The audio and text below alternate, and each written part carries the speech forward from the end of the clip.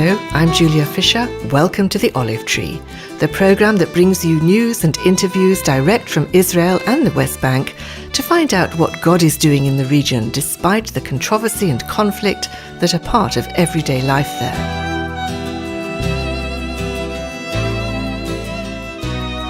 Evan Thomas is a Messianic Jewish pastor in Netanya. He's also involved in reconciliation between Jewish believers and Palestinian Christians. Recently, a conference was held in Bethlehem called Christ at the Checkpoint. This conference engages the two groups, Jewish believers and Palestinian Christians. Evan attended and took part. I asked him, was he encouraged? Encouraged on one hand and deeply concerned on the other. First of all, my choice to go and participate in it and serve at such a controversial conference here in the Holy Land was a choice based on a philosophy I have to engage.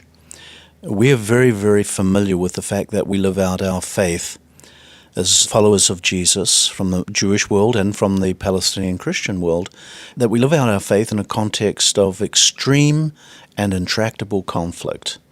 And that conflict affects every fabric of our lives, our theologies, our day-to-day walk with one another, of course our politics.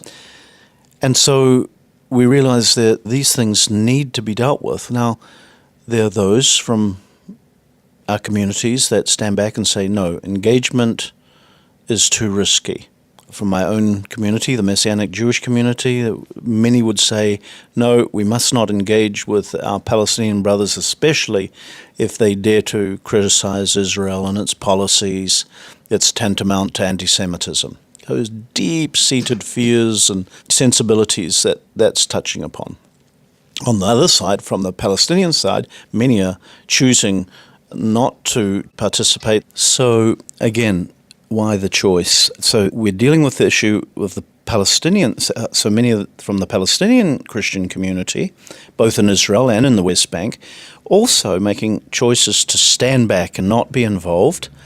And some would be because of fears of how that would look, those that are living in Israel, Israeli citizens. And within the West Bank, others that would fear that by participating and engaging with Messianic believers would be an expression of normalization. In other words, accepting the present conditions under which they are living, a political position. My choice and some of my other colleagues from both communities who choose to be involved, we're doing so on the basis of engagement. We believe that where there is conflict, we need to engage with one another to be able to express with one another our common love of Jesus, to find out the things that really we have in common and where we can intersect with one another and express our love and sensitivity in a very, very real way. Not avoiding, not putting band-aids over the differences in our respective pain areas, but to engage and allow our faith in Jesus to be a healing and be an example to our communities, and particularly an example to our non-believing society around us. We believe when we look at the prayer of Jesus from John's Gospel, chapter 17:21, and here I'm paraphrasing, that when Jesus pleads with the Father and says, Lord, let them be one as we are one, that the world may believe that you have sent me. Sorry if I'm a little bit not exactly quoting, but close paraphrase. And the whole purpose is our choice to engage with one another, to seek a unity in our common faith, is that by so doing, that there will be opportunity for the non-believing communities amongst the Muslims and Jewish people from our respective communities would say, hey, that's something that our society needs. You're describing a recent conference, sure, Evan, that has its own challenges between Messianic Jewish believers and Palestinian Christians. But of course, this program is listened to. The vast majority of people will be Gentile Christians. Looking at this from the outside, but What would you say to them? What is the role of the Gentile Christians when it comes to what God is doing here in the Holy Land today? Do we have a role? Most definitely. And I think the first thing I would say is to take a hard look, if there is an interest in what's happening here in the Middle East amongst Gentile Christians, there's some really hard questions that you need to be asking yourselves. What is our calling in life to be in the area of our prophetic calling? What do I mean by that?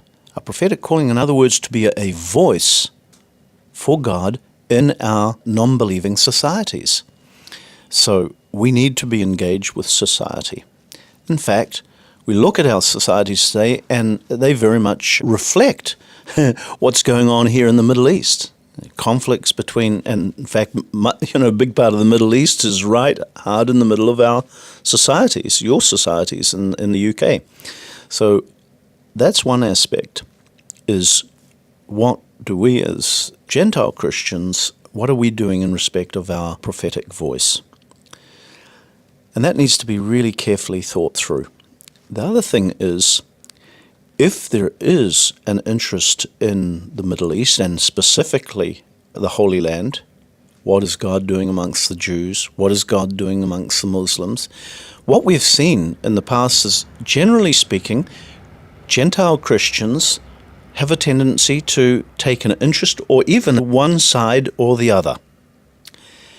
The fact is, as followers of Jesus, we're not to take any side except Jesus' side. And that, again, may sound very simplistic. Let me put it very bluntly. By taking one side or the other, we actually inadvertently find ourselves being part of the problem and not part of the solution. I believe that the Bible has enormous tools, valuable tools, for us to take out of our churches into the societies that we live and beyond, and to actually have an impact. And that would be my challenge. I believe very strongly that if we really do believe that the kingdom of God is all around us, so let's use it. Let's take it where we see people in conflict, and to help. We can be mediators. We can provide example.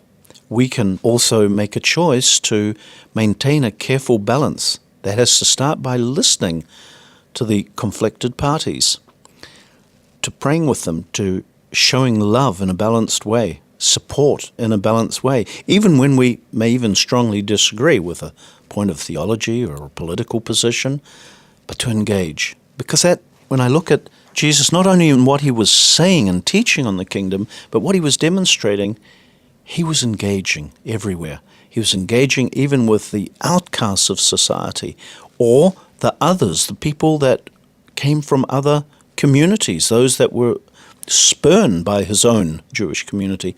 So these are things that I think we can confidently take from our church positions, whether it's in our towns, cities, villages in the UK, or wherever we are in the world, and really make a difference. Evan, as well as your work as a reconciler, you're one of the leading Messianic leaders involved in this work here in Israel between Palestinian Christians and Messianic Jewish believers. Let's just talk for a few moments about your congregation here in Netanya, which is a challenging place to be because you have a huge Russian population and a great deal of poverty. Yeah, we do. Here at Beit Asaf in Netanya, we're about 220 faithful believers meeting here on Shabbat services, and, a diverse number of ministries that have sprung up over the last years. Various things of, doing social impact things like humanitarian aid and soup kitchens and the like.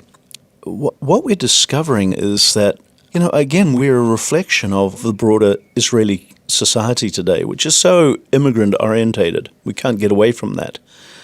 So within that diversity, we have the challenges of language and culture. And interestingly enough, in these last few weeks, even some of the world's conflicts come right into the heart of our community. I have a large number of immigrants here from the Ukraine. I have also a large number of immigrants who came from various parts of Russia. the whole tension that is being experienced in the Ukraine and Crimea today, I actually see it's almost palpable within the congregation itself. And I actually have to warn folk, again applying kingdom principles and ethics. Engage with one another over these things. Don't push it under the surface. But at the same time, challenge them to the fact that don't we have enough conflict here in the Holy Land without bringing that from abroad, So we're facing some very interesting challenges. Also, because we have a large number of youth and young adults, we thank God for, they're challenging the paradigms today. They're asking the questions, do we want to do church, so to speak, the way you older guys have done? And these challenges are great. So my colleague and I have really made decisions to sit and listen to our young people and engage with them to hear what they're wanting, what they're desiring, how their military service, which all of them go through, is affecting their faith. How can we support them during those times? I also feel a responsibility as a reconciler to make sure our folk, both a broad cross-section of our folk, experience opportunity for exposure to their brothers and sisters from the Palestinian community by bringing in speakers from that faith community, or having our young people engage in reconciliation activities with the camps and youth trips and outreach and these sorts of things. So, yeah, it's a busy place. Evan Thomas, a Messianic Jewish pastor in Israel, sharing his heart.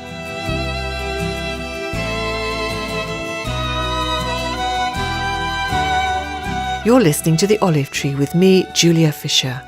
The Olive Tree Reconciliation Fund is a Christian charity based in the UK that supports the needs of both Jewish believers and Arab or Palestinian Christians living in Israel and the wider Middle East. If you would like to find out more about our work and receive our free bi-monthly newsletter, please either visit our website, olivetreefund.org, or write to me, Julia Fisher, at the Olive Tree Reconciliation Fund, PO Box 850, Horsham, RH12 9GA in the UK. Join me at the same time next week for another story from the Olive Tree. Until then, goodbye.